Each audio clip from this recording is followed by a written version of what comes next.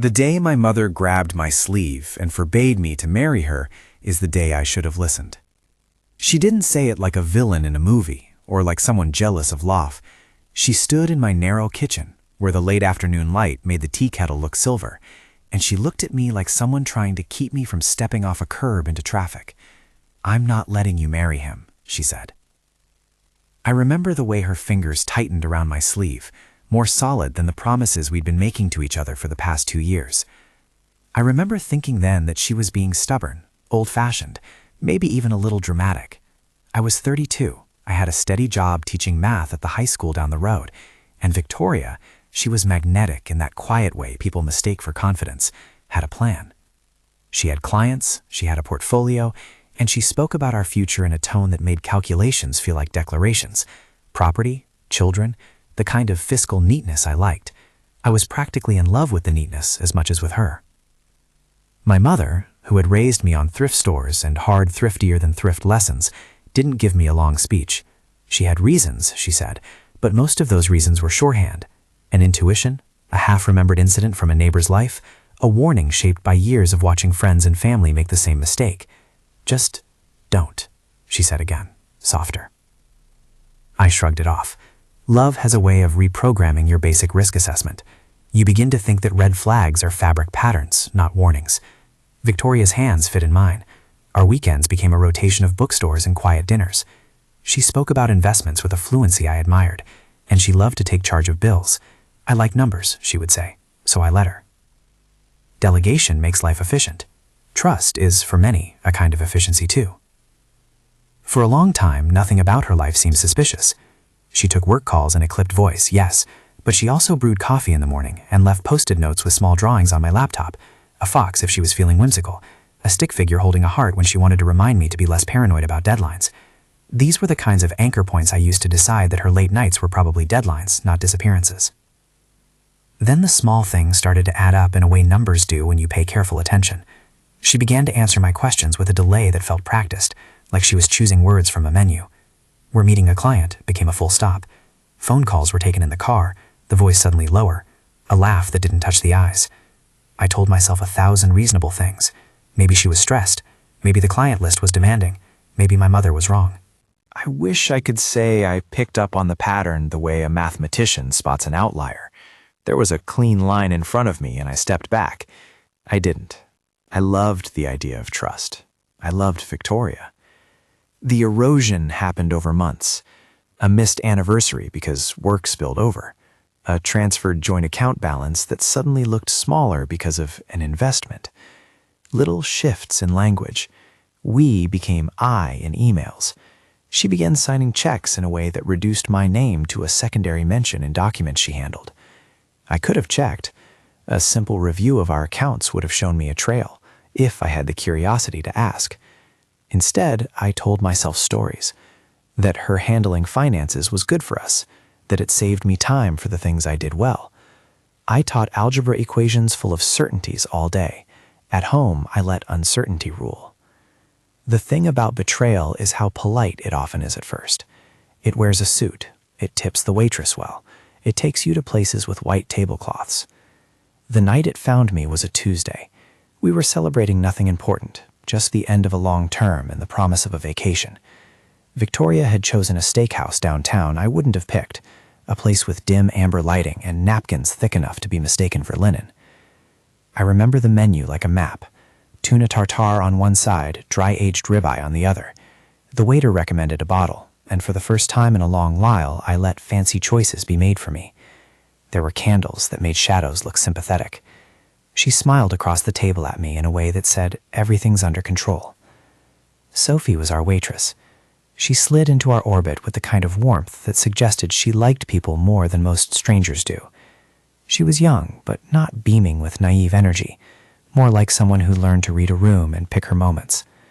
On her first pass, she was brisk, apologetic for a delay in the kitchen, and on her second, she lingered a little near Victoria's side of the table, her eyes avoiding mine in a practiced manner. I thought nothing of it. Then, while Victoria rose to go to the restroom, Sophie folded something into a small, precise square, and before I could blink, pressed it into the milky cotton of my napkin. Her fingers were steady. Her expression was an apology and an invitation. "Hey," she said low enough to be for me alone. "If you want to look, you should know." Her voice carried the kind of weight people get when they're delivering something dangerous. Inside the fold was a sheet of photocopied images, slightly crumbled. A small shaky photo of Victoria with a man I didn't know, another of an address typed onto a printout, the dates of meetings smudged but legible. There was a note in a hurried handwriting. "I shouldn't be doing this. He said I would ruin my job, but he..." And then a phone number. It was tactile in a way digital betrayal never is. A napkin. Paper that could fold, tear, be burned. Something that could be kept in a pocket and later found and unfolded like a secret map. For the first minute, I thought, this must be a prank. For the second minute, I thought, maybe Sophie had confused our table with someone else's. For the third minute, the contents of the napkin began to arrange themselves into a clean, ugly picture.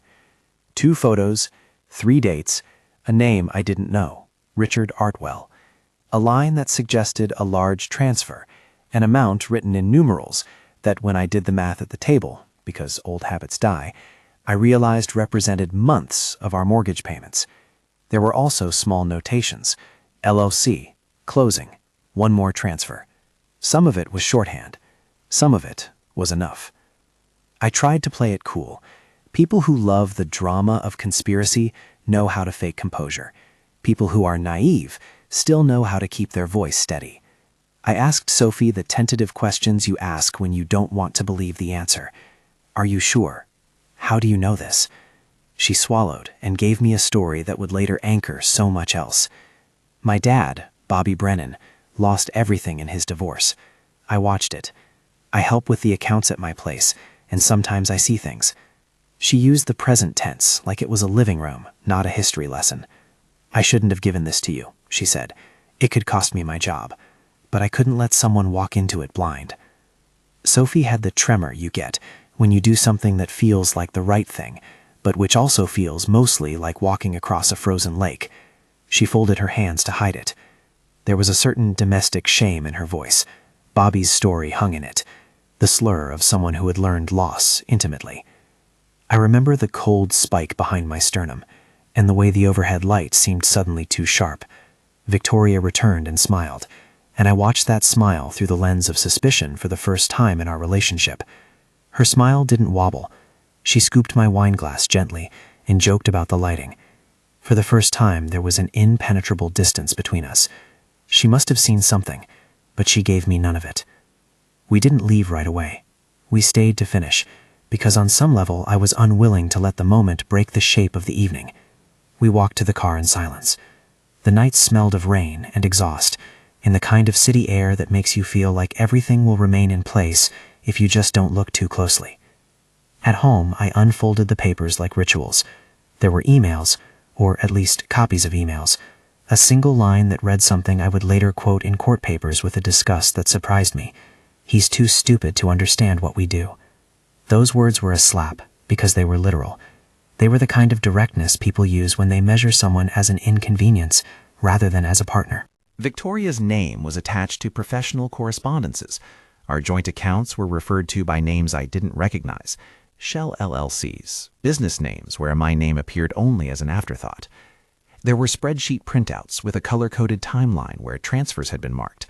16 months of meetings, as one notation read in stark black. I confess what followed was not a gentlemanly climb to quiet action. There is a part of me that has always loved patterns, and once the pattern presented itself, dates, small transfers, renamed accounts, I started to trace it like a cartographer. For 16 months, arrangements had been made in the background of our life.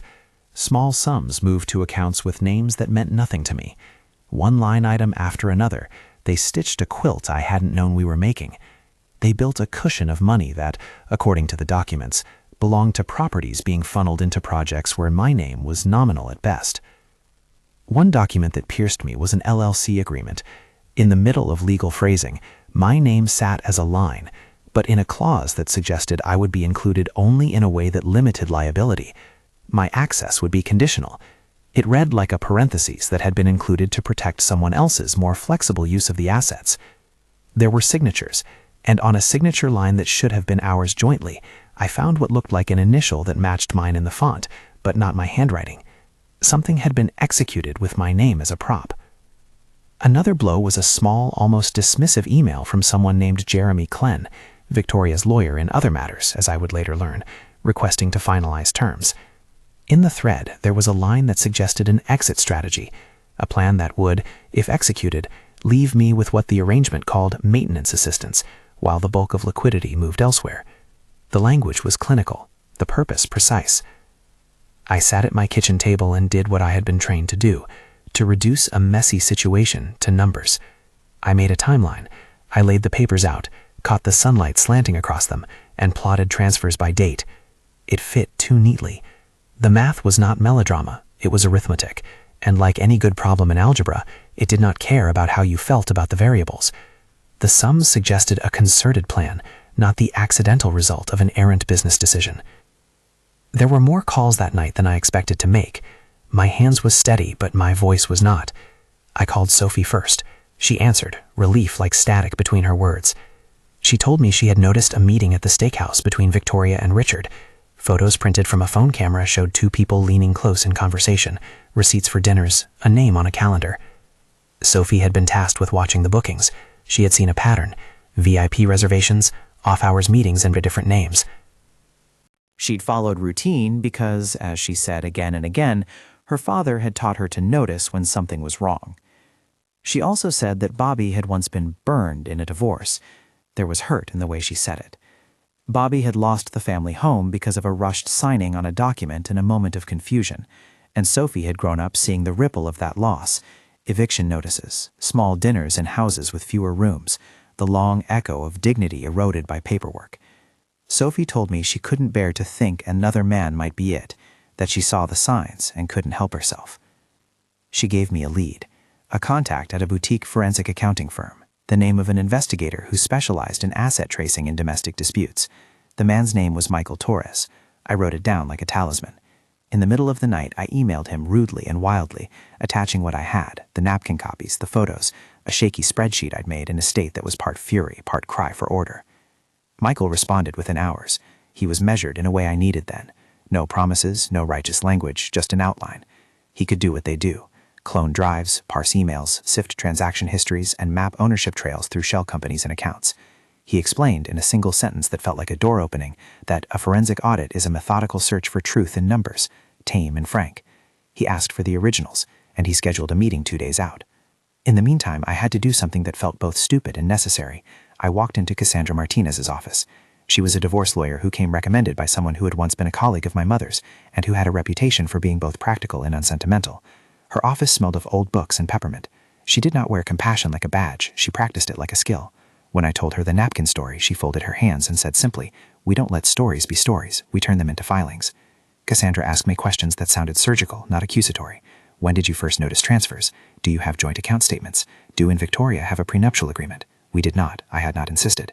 Did I have copies of emails, the napkin, the photos? I nodded. I handed over my pile. She explained one thing I needed to understand in plain language. An emergency petition to freeze assets is, in her words, a judge's hand placed over moving money. The jurisdiction stops transfers. Bank accounts can be locked. Property transactions can be halted. It is not a declaration of guilt, just an order to prevent the dissipation of assets while the truth is sorted out. It sounded dramatic, like theater. It sounded also like a necessary containment. You're not guaranteed anything, she warned, but you are guaranteed the right to have the money be there until we determine who it belongs to. She asked for retainer fees, then for evidence. I felt simultaneously relieved and hollow. I had thought my life would separate neatly into before and after once action started. Instead, commencement felt like a widening of the wound. To act was to confirm that there was, in fact, something to respond to. That night, after Cassandra left me a list of next steps and a look that both pardoned and commanded, I sat again with the papers. I had been a teacher for a long time. My job is to find logic in the messy logic of teenagers' attempts at algebra, to help them see the structure under the chaos. Now, I used that training on my life. Each transfer was a variable, each email a constraint. The napkin Sophie had folded for me had become the first known node in a network. From one tiny fold of paper, a map appeared. I made the calls. I tried to reach Victoria. She was at a conference, she said, her voice unchanged, punctual, a tone that reassured the kind of person who wanted to believe. We spoke briefly. I kept the conversation banal. I wanted to see how she navigated the script. How do you test someone without making the test the thing they notice? There is no good answer to that question. I asked about paperwork and made a note to myself that she refused to discuss our joint accounts over the phone. There is a peculiar kind of focus that arrives when you realize the ground under you might be movable. It is both focused and hollowing. I made a spreadsheet that night that took up an entire wall of my kitchen. I labeled columns, traced names, converted currencies when necessary. The pattern that had felt like a sharp rock of suspicion slid into a full diagram of purpose. Date, destination, amount, instrument. I used different colors for different accounts and drew lines to visualize the transfers. Lines intersected where they shouldn't. My name was sometimes listed as a signatory, but in ways that could be legally circled away. Why didn't I see it sooner? That day when my mother grabbed my sleeve came back to me with new clarity. Her words, "I'm not letting you marry him," began to make a kind of dreadful sense. Maybe she had read something I couldn't see in Victoria's precision. Or maybe it was that mothers observe patterns of behavior in their children and in people who resemble those children. My mother's warning was not prophecy. It was a pattern recognition shaped by experience. It was a thing of practical caution, not malice. At 2 a.m, after I had printed every document Cassandra had requested and the novice spreadsheet that looked to me like a heart-lifted diagram of my life, I called Sophie back. She answered on the 3rd ring. "I don't always do this," she said. The sentence carried the weight of someone who had tilted an action into motion and could not predict the consequences. My dad, he's helped me understand red flags. I couldn't just let it go. I'm sorry. She told me again what she'd seen. The reservations under different names, the small sums on credit card statements that didn't add up, the way Victoria's schedule had been inconsistent with what's been shown to me. Sophie was careful, even when she wanted to be reckless. She lived with the shame of watching a life fall apart, and also with the resolve not to let it befall someone else if she could help. When Michael Torres arrived 2 days later, he looked like someone who worked with numbers the way carpenters work with wood, soberly, with a toolbox, in an expectation of splinters. He wore a plain shirt, and he bore a laptop bag that rattled with drives. He did not speak in layman's metaphors. He spoke in process. "We'll clone the drives first," he said, meaning we would make perfect, non-destructive copies of computers and phones so the originals remained untouched. Then we parse transaction logs. We follow the money. If there's an LLC or an offshore account, we try to map the legal entities. He set to work with a clinician's calm. I watched him move through my living room, labeling items, logging serial numbers, taking photographs. He found things I had considered unremarkable: a backup hard drive, an old thumb drive tucked into a cereal box. He moved with the kind of patience that makes a difference when you have to separate what is intentional from what is accidental. In the quiet between his tasks, he explained a simple but useful fact.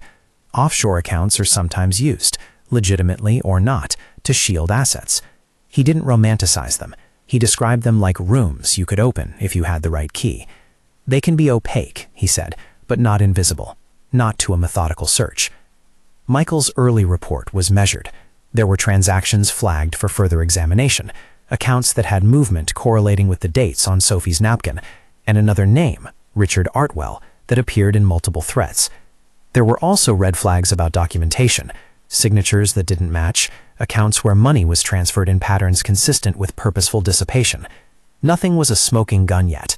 For that, we would need to follow the chain, subpoena records, and combine our pieces into a narrative compelling enough for a judge to act.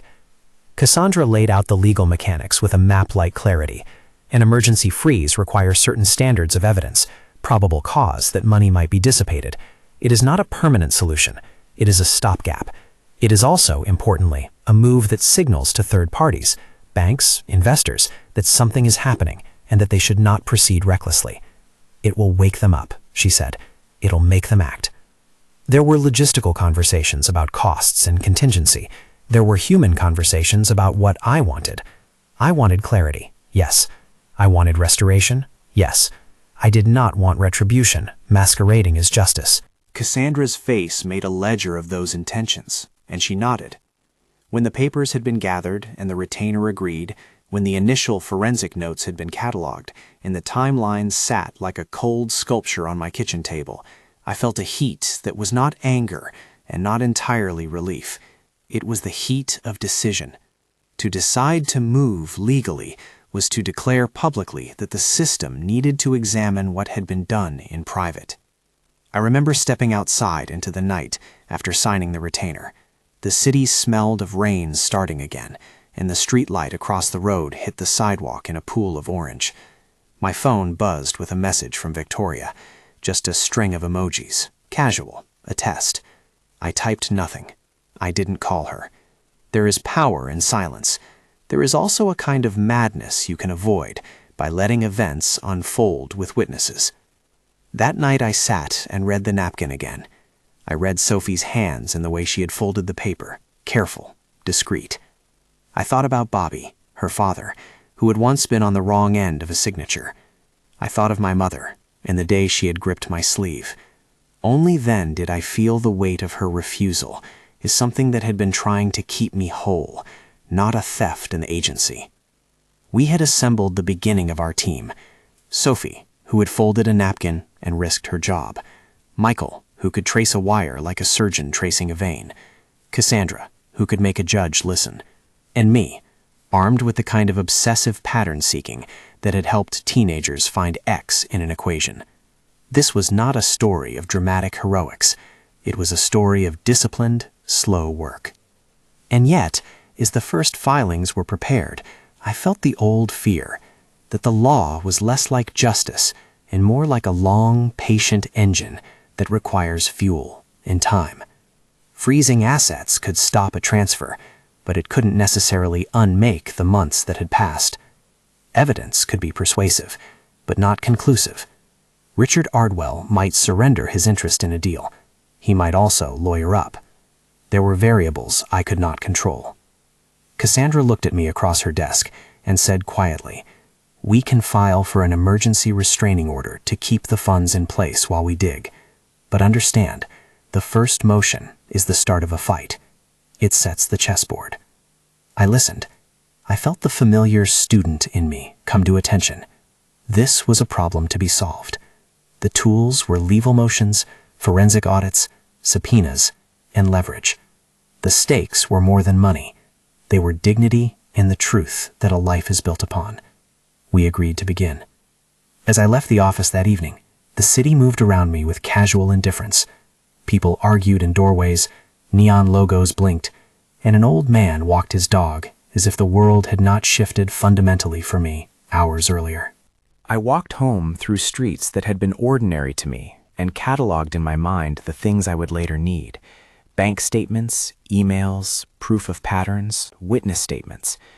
There was a neat energy to planning. It did not stop the ache, but it transformed it into purpose. At home, the kitchen light burned over my papers. I poured a glass of water and sat down. My phone buzzed again. This time, it was a new message from Sophie. "If you need anything, call. My dad says he hasn't forgiven the system for what they did to him, but he won't let another person fall." Her courage was not cinematic. It was the simple refusal to look away. It was the way ordinary people sometimes do extraordinary things because they cannot stomach complicity. It was a reminder that the smallest actions, a folded napkin, a shared photocopy, can become the hinge on which a life turns. The next morning, as our plan took shape and Cassandra began drafting the motion to request an emergency freeze, I realized my mother's forbidding had become a prologue. Her refusal had been a small attempt to steer me, and I had chosen instead to navigate by the bright promise of something I thought was love. The lesson came late and cost me what felt like years of blind faith. But the lesson was real. Trust without verification is not trust. It's a leap. On the way to meet Michael and hand over the third set of files, I passed a toy store window that displayed a small figurine of a fox. My wife had once drawn a fox on a Post-it note and stuck it on my laptop. The image made my chest hurt with contradictory things, nostalgia and a sense of outraged betrayal. I wanted to smash the glass and reclaim the ordinary. Instead, I took a breath and reminded myself that we were not seeking vengeance. We were seeking restoration. The meeting with Michael was long. He spoke of tracing chains through shell entities, the patience required to get banks to respond, the kinds of subpoenas that made people in distant time zones share documents. He showed me a preliminary chart he'd pulled, a set of accounts linking to an intermediary that, in turn, had connections to a property development company with a closing scheduled in the near future. Cassandra called it what it was: leverage. If we could get a court to freeze those intermediary accounts, the developer would either pause the closing or withdraw. The momentum would stall. Money needs motion, she said. Stop the motion, you stop the machine. I left the meeting with directions and a plan, and with a sudden flare of the old question: how had I let this arrive? How could a napkin, a waitress, and a mother's warning form the scaffolding of the salvage operation of my life? The answer was both simple and complicated. People are good at secrecy when you voluntarily hand them the curtain. Back home, I made a final list of documents: joint account statements for the past 3 years, copies of any LLC agreements with my name attached, credit card receipts, email headers. I wrote down dates from the napkin. I rechecked the phone number Sophie had given me. I felt both terribly vulnerable and oddly capable. The mind does curious things when it is moving from grief to action. That night I called my mother. Her line clicked on with the robust, familiar sound I had heard since childhood. For a moment, I wanted to apologize for not trusting her. For a moment, I wanted to unload everything. Instead, I said, "You were right." There was a silence on the line, like held breath. Then she said, softly, "I told you because I wanted you to be careful, not because I wanted to control you." I did not ask for more explanation. Sometimes you learn better when you stop seeking reasons and begin to accept aid. We made plans to meet for coffee the next day. On the kitchen table, under the single lamp, the papers looked like a map of a war I hadn't known I was in. But maps are useful. They tell you where to go, and more importantly, where not to go. They guide the slow work of retrieval. Cassandra had prepared the first drafts of filings that night. Michael had pulled preliminary logs. Sophie had sat across from me in the brightest corner of the diner the next morning and told me stories about a father who had learned to watch transactions because he had been burned. The narrative was no longer just mine. It had other people's edges, their small acts of bravery, the cost of a job at risk, the ethical tins that made strangers do the right thing. We had work to do. Freeze orders were not guaranteed, but neither were they impossible. The path forward had muscle, evidence, a timeline, witnesses willing to risk employment for conscience. The plan was to file by Friday, to get an emergency hearing by the end of the week. And yet, as I compiled the last materials and tried to sleep that night, a dread settled in that had nothing to do with the courtroom. It had everything to do with the person who had been my partner. The idea that someone could quietly construct an exit strategy and leave me with a life that had been partitioned into lines on a spreadsheet was a kind of heartbreak that was both private and public. It felt like a failure of imagination on my part, to have invested in an idea and not in the checks that make partnership real. I turned the napkin between my fingers again. Sophie's inscription, shaky and urgent, was still legible. There was, in the physicality of it, a truth that the digital world often lacks, that people sometimes risk everything for a single act of honesty. For me, the napkin was the first domino to fall. When I closed my eyes, I saw my mother's hand on my sleeve, an early warning that had been a pale fork in the road. The fork had been ignored. It had not been malevolent. It had been an attempt to divert me. On Friday morning, beneath the fluorescent hum of the courthouse, I signed the final affidavit. Cassandra looked at the stack of evidence with a professional calm. Michael had delivered a report that showed a pattern of transfers correlated to the dates on Sophie's sheet. Sophie had come in, pale and resolute, to give testimony of what she'd seen at the restaurant. She sat in the hallway afterward like someone who had just come through a minor hurricane, her hands clasped, her jaw tight. "We do this because someone did it to my dad," she said, when I thanked her, "and because it feels like the right thing to do." I thanked her back. Gratitude felt strange in the courthouse, but it was real. It was the kind of human thing that sat alongside legal filings and forensic logs. Cassandra's motion was precise. We asked the judge in plain terms to temporarily freeze certain accounts and to put a hold on any closing connected to the intermediary entity Michael had traced. We argued that without such action, there was a credible risk of dissipation. In a hearing that stretched the definition of tension, Cassandra laid out the napkin, the photos, the emails. She spoke of patterns and of motives, and of the need to keep the funds intact while the facts were untangled. The defense argued that the documents were circumstantial, that the transfers were legitimate business activities, and that I had overreacted. They asked for time. A judge moves slowly for reasons of law. When he moves, it is decisive. He did not take long to decide that we had shown sufficient risk to warrant a temporary restraining order. In the courtroom, the word freeze felt literal. Banks notified. A planned closing slowed its engine and paused. The Developers Council, suddenly conscious of a public pause, asked for more time to look at the claims. I felt a small, fierce relief. If you had asked me an hour earlier whether relief would have felt like this, I would have said no. But relief is a complicated town.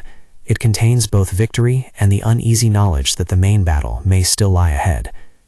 The day after the order, new documents came back into our hands.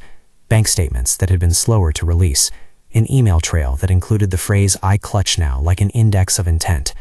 He's too stupid to understand what we do. It was a line collected from Victoria's own correspondences. It made the stomach drop in a way numbers and legal forms had not.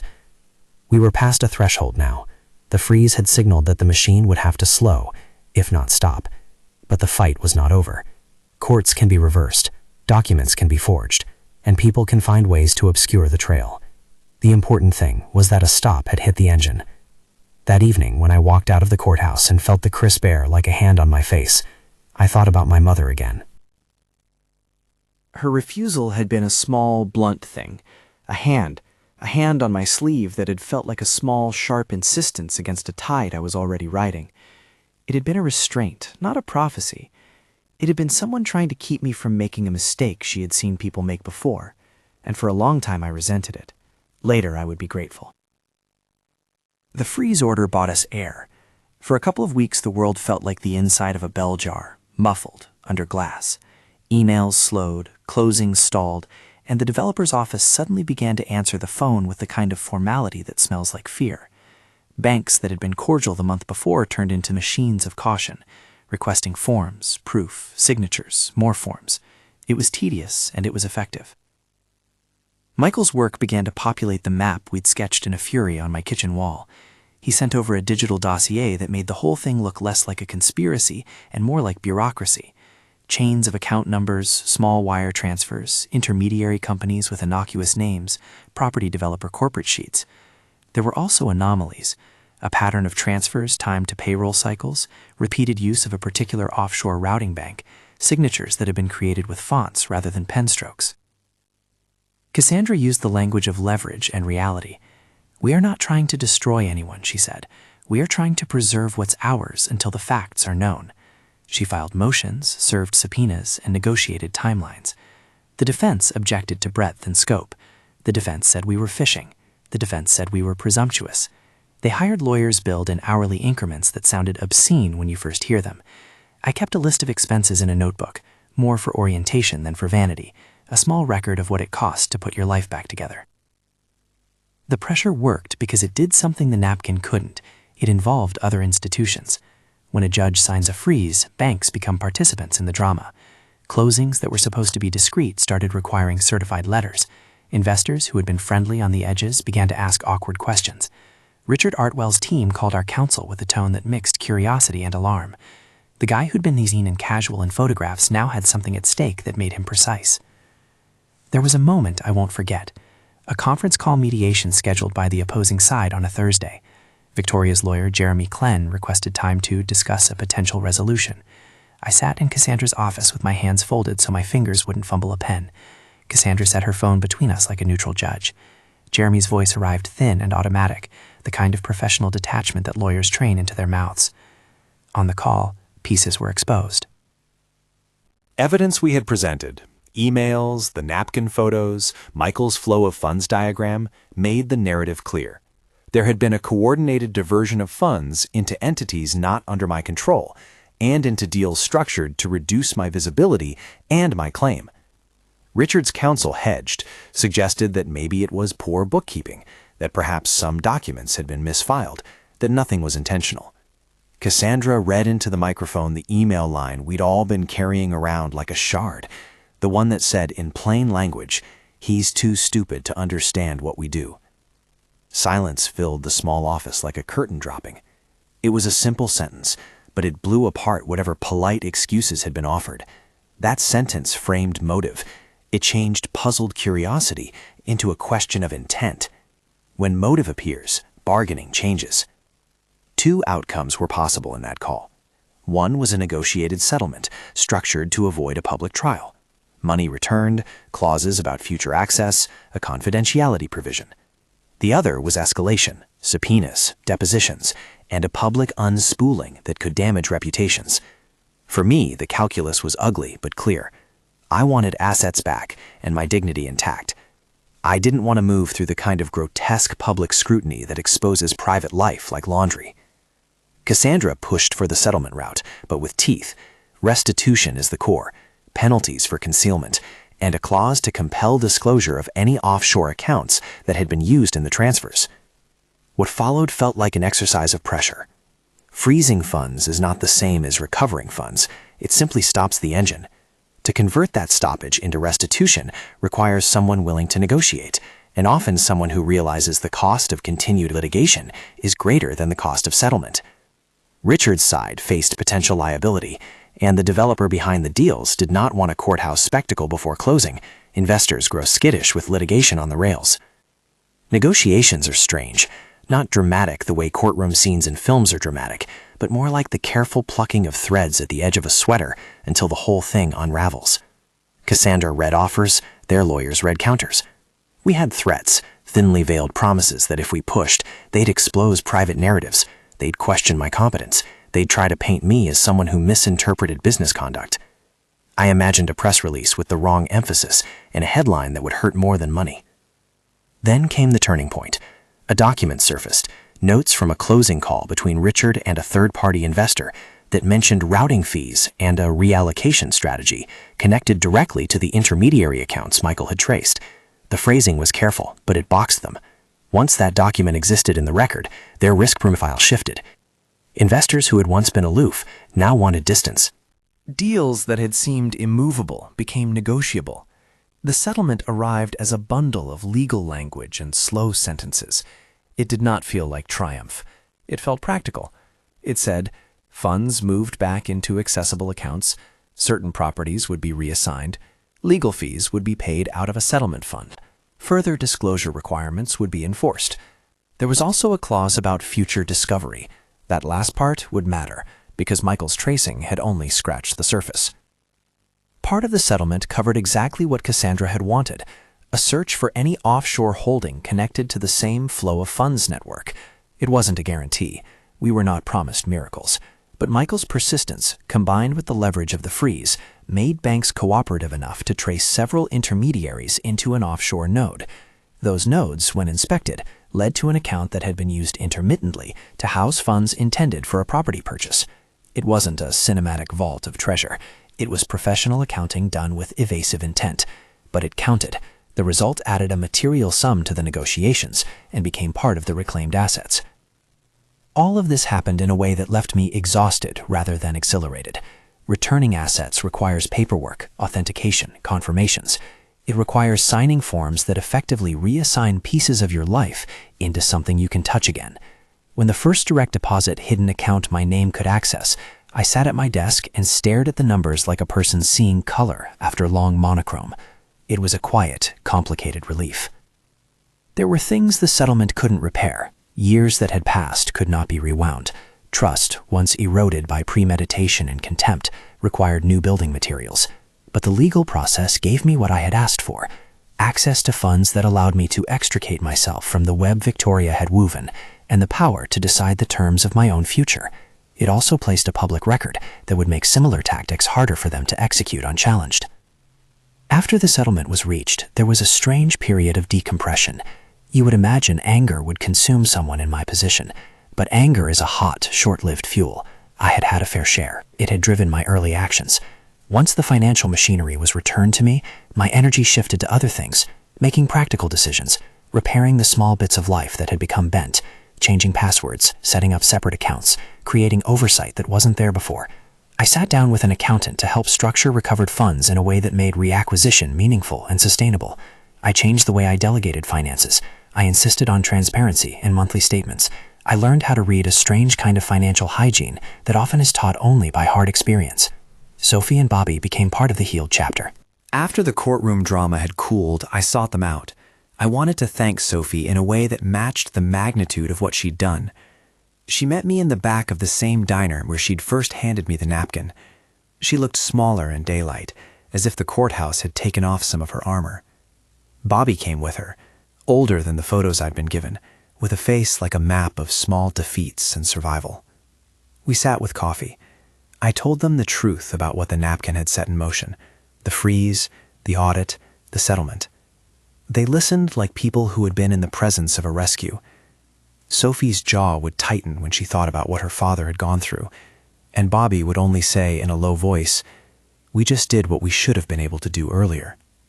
I offered them a sum, not charity, but restitution of a different kind. It felt important to me that Sophie and Bobby not feel exploited for their courage. I also wanted to honor the way small acts can tilt the axis of events. They refused a large amount publicly.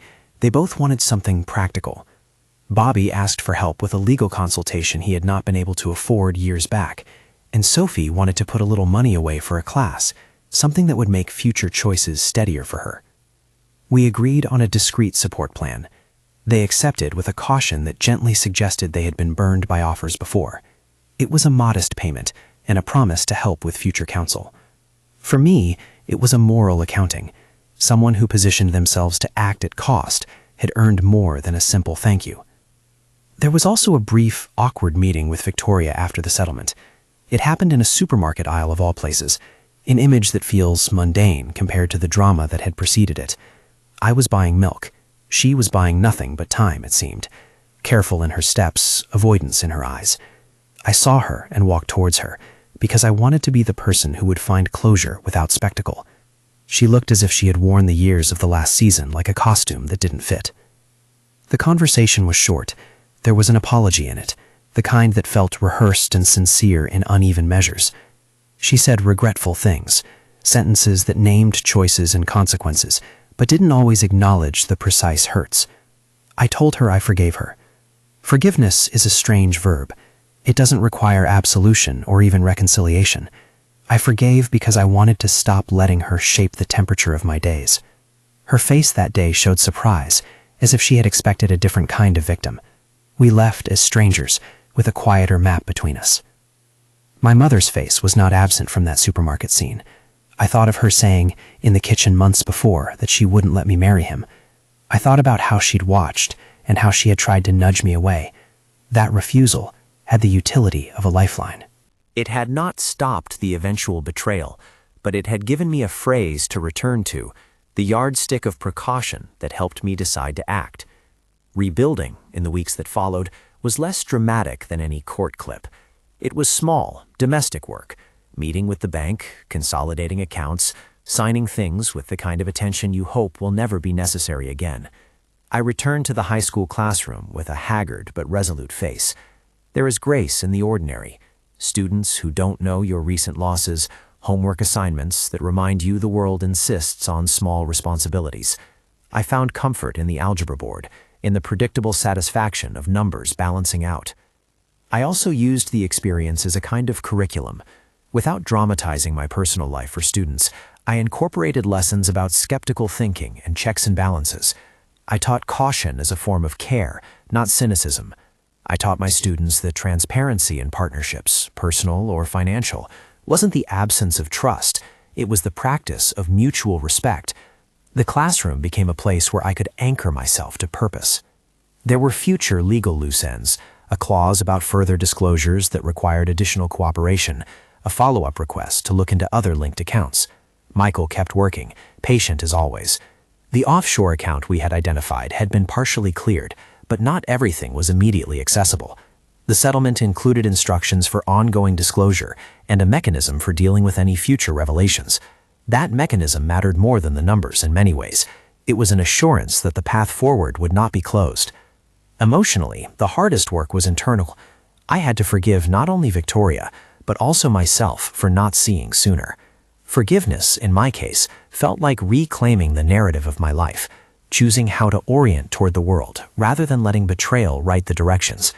I forgave myself for the times I had chosen ease over scrutiny, for the way love had softened my defenses into gullibility. Forgiveness is practical. It freed energy I had been spending on recrimination and redirected it toward building a life I wanted to live. I made a ritual of returning to my mother's kitchen after the settlement. There were hot tins of soup, and the thing mothers know how to do without being told, provide slow, happened in a more measured way than I told Cassandra. She listened with that patience only a mother can afford. When I finished, she reached out, touched my wrist like she had the day she forbade the marriage, and this time there was no iron in her voice, only a kind of confirmation. "You were right to say no," she said, and I realized there was nothing triumphant in it. It was a simple registration of fact, not because I knew exactly how this would go, but because I wanted you to be careful. You were close to losing your sense of when to check. We talked about lessons and limits. She told me stories of friends who had learned the hard way to supervise finances, to insist on checks, to have their names more than a decorative flourish on documents. Some of her stories were specific. Most were the sort that compress into a single counsel. Daylight had a pale hush. I thought about my mother gripping my sleeve and how small moments can act as gates, closed or open. Her refusal had not been a prophecy, but a protective boundary. The day she forbade me to marry had become a hinge I returned to when I needed to orient decisions. It had saved me the worst of an unknown future and taught me that sometimes refusal is a form of care. The months that followed were ordinary in their small, restorative ways. I moved into a smaller place that felt more like mine, intentionally so. I kept some recovered funds in a conservative account and gave myself permission to be cautious rather than frugal. I set up automatic alerts on transactions. I met people for coffee and took invitations slowly. Trust was rebuilt carefully, not by big gestures, but by small, consistent things. Regular access to financial statements, shared passwords where appropriate, visible confirmations. One evening, a year after the napkin, I sat on a terrace and watched a summer thunderstorm roll over the town. The noise of the storm made the city feel like a movie interlude, dramatic and small. I thought about what the napkin had been, the physical artifact that turned suspicion into evidence. I thought about Sophie and Bobby and Michael and Cassandra, the people who had woven their part into my story. I thought about my mother and her tough, practical love. And I thought about what it meant to come through a season of being undermined and to arrive at a place of quiet dignity. I had wanted to end this story with a flourish or a neat aphorism, but life resists tidy endings. What I can say is this.